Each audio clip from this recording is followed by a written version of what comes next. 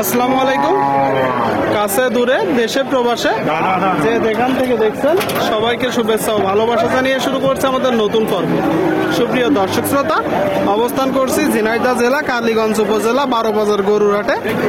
আপনারা দেখতে পাচ্ছেন মাংস দাঁড় করানোর উপযোগী বড় বড় গরু দর্শক, পাশাপাশি দেশি গরু। তো এই গরুগুলো কোথা থেকে নেসছে, কত টাকা দাম চাচ্ছে, সেই সকল তথ্য দিব। ঝিনাইদহ জেলা 12 বাজার গরুর হাটে। কি এটা আপনার চাচা? চাচ্ছেন কত? চাচ্ছেন কত? 55। আপনারা শুনলেন দর্শক, এই যে একটা লাল গরু দেখা দেখি চলছে দর্শক, 55 চাচ্ছে। দাঁতে কয়টা কাকা? সমান। কত হলে বিক্রি করবে? 45। আপনারা শুনলেন দর্শক, এই যে লাল গরুটা 45 হলে বিক্রি হবে। কালোটা চাচ্ছেন কত? একই দাম। আপনারা শুনলেন দর্শক, কালোটাও 45 হলে বিক্রি হবে। 45। এটা তো মিনি কুরাস নাকি? আচ্ছা, দাঁতে কয়টা? সমান হয়ে গেছে দর্শক, সমান দাঁতের একটা গরু আপনারা দেখতে পাচ্ছেন। কালীগঞ্জ উপজেলা ঝিনাইদহ জেলা দর্শক 12 বাজার গরুর হাটে প্রচুর গরুর আমদানি হয়েছে, দেখা দেখি চলছে, দরদাম চলছে। আপনাদেরকে দেখাচ্ছি দর্শক, দরদাম জানাচ্ছি মাংস দাঁড় করানোর উপযুক্ত গরুগুলো। সুপ্রিয় দর্শক শ্রোতা, আপনারা দেখতে পাচ্ছেন এইদিকে একটা গরু মাংস দাঁড় করানো দেশাল জাতের গরু। ভাই ভালো আছেন? বাজারে কি অবস্থা গরুতে? প্রচুর গরুর আমদানি দর্শক। বাজার পরিস্থিতি কেমন দেখছে? পরিস্থিতি নরম। এটা কয় দাঁত?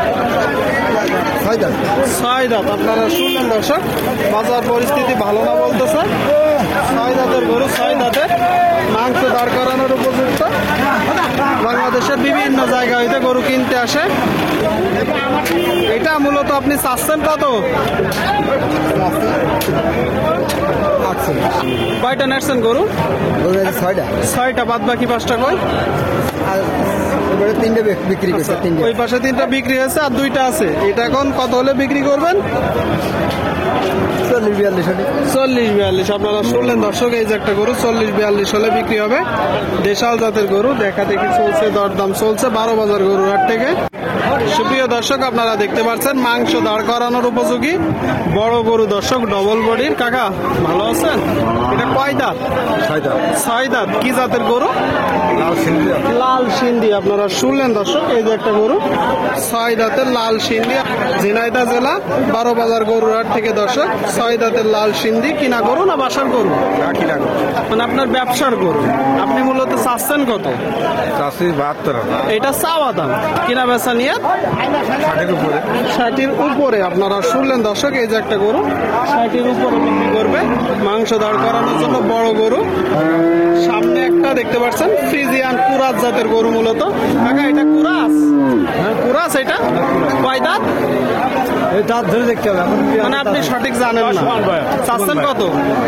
দাম চাচ্ছে 85। আপনারা শুনলেন দর্শক, সঠিক জানে না, বলতেছে দাঁত ধরে দেখতে হবে। এটা মূলত 6 বা 8 দাঁত হবে। 85 চাচ্ছে। কিনা বেচা নিয়ে তো কথা বল। ও একসাথে বলা যায়।